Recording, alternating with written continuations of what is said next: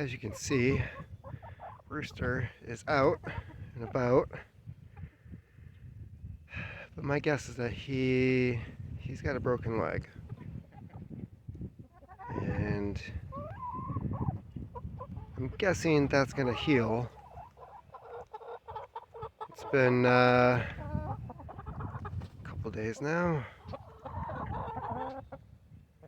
He's been hiding in the gray coop over there. But yeah, he's been coming out in order to eat, get some water, and then he goes back in there and continues to recuperate on his own. But he's limping around. Does not like being on that left leg.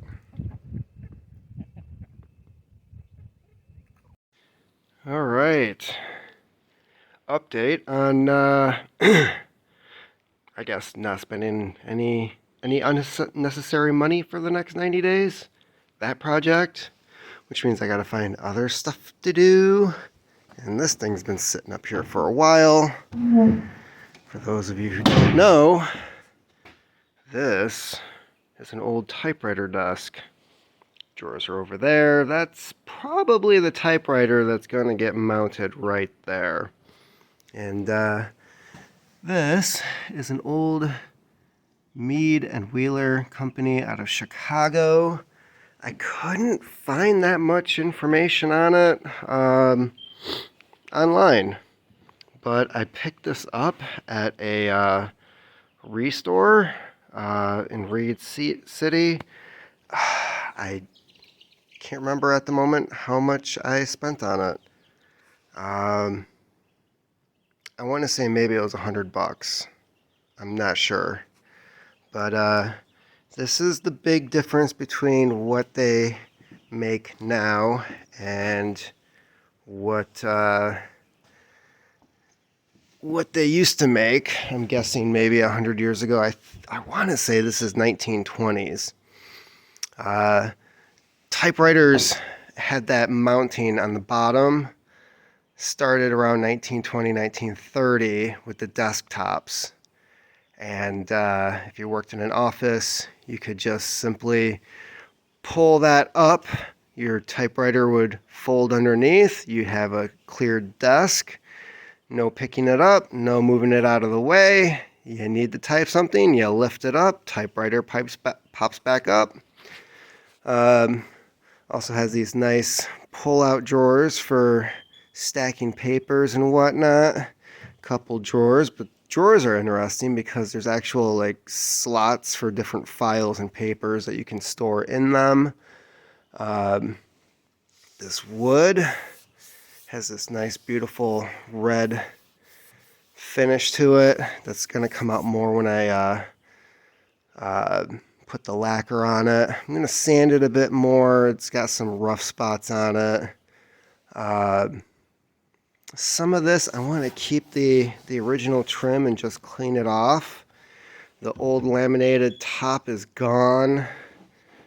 And let's see here. This is what was on there before. Same thing that's on the outside. As you can see, I'm probably going to remove this, sand this down and refinish it and then put it back on. It's quite the project, but man, did they know how to build stuff back then. I'm assuming this is some type of oak. There's even the drawers are numbered, so you can match them back up. And yeah, I believe this one has a lock on it as well. It's got the groove up there. And the only downside, granted, this goes against a wall. So who the hell's ever going to see it? But this stuff is starting to come off. And I'm wondering if I can redo this at some point. Scrape that off, put something else on there, have it looking nice again. But other than that, this is my future typing desk, and you can see the difference between sanded, unsanded. But yeah, that red really comes out nice after a little bit of sanding, and I'm looking forward to seeing that again. It's just hours. It's the hours to put into it, but you're not going to find this on Amazon. Keep on typing. Hello, and welcome to the Collapse Experiment, where I discuss the collapse of our civilization. So today I had to go into what my kids refer to as Big Town. A slightly bigger town than Cadillac. I had to go to Big Rapids, which makes it sound pretty big. But it's basically like a college town. Reminds me a lot of Kalamazoo in certain ways because of that. But I had to go there for a physical for a new job. And while I was in town, because I'm not there very often, I stopped at a few places just to see what was going on, what kind of things were happening with the economy and the supply chain issues, and kind of get an idea as to where some good places to stop at and maybe get some deals. So one of the places I stopped at was the Salvation Army, of all places, because I'm big on secondhand and getting things used, and a lot of times people will donate stuff that is still brand new, and places like the Salvation Army and Goodwill will sell it for dirt cheap. What did I notice while I was there? They had the usual surplus of like old clothes that are out of style, the type of thing that you usually see. You know, grandma and grandpa died and their collection of the horrible clothes that you remember from the 70s are sitting on the rack. But one thing that stood out to me was the audio-visual and book section. Books for 25 cents.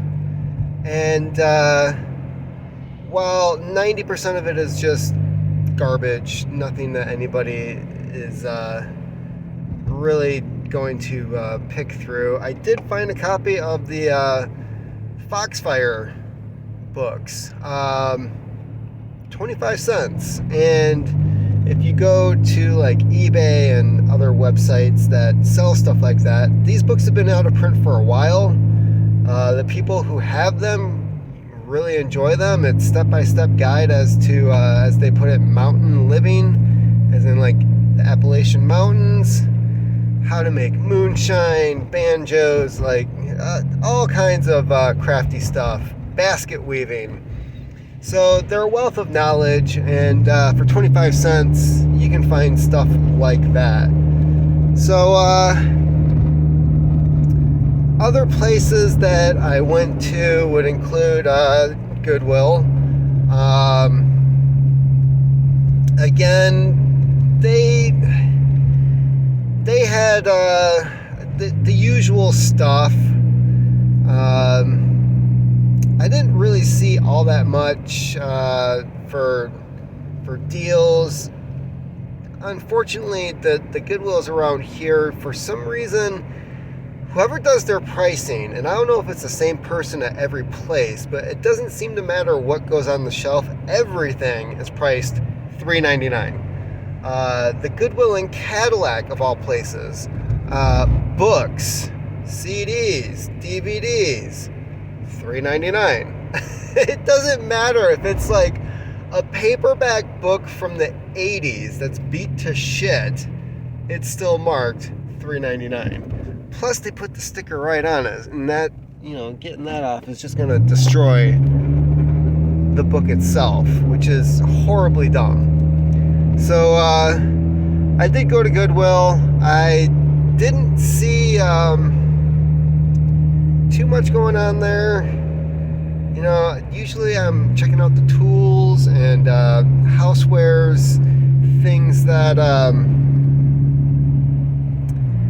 things things that I can pick up for the cheap that is going to help me maintain the property, and not much going on. So that was a bust. After that, I went to Dollar Tree, which I know a lot of people online are complaining Dollar Tree is no longer a dollar. The name is I'm waiting for the cheap ass to take them to court, saying that the name of the store is now false advertising, because it's $1.25. Everything's $1.25 now. And as for that place, you know, the things that I was looking for in particular was like gardening stuff, seeds. I'm not going to pick up any gardening tools, just because if it's being sold there, it's probably not good quality. You're going to have to buy some liquid weld to keep those things together if you're buying it at Dollar Tree.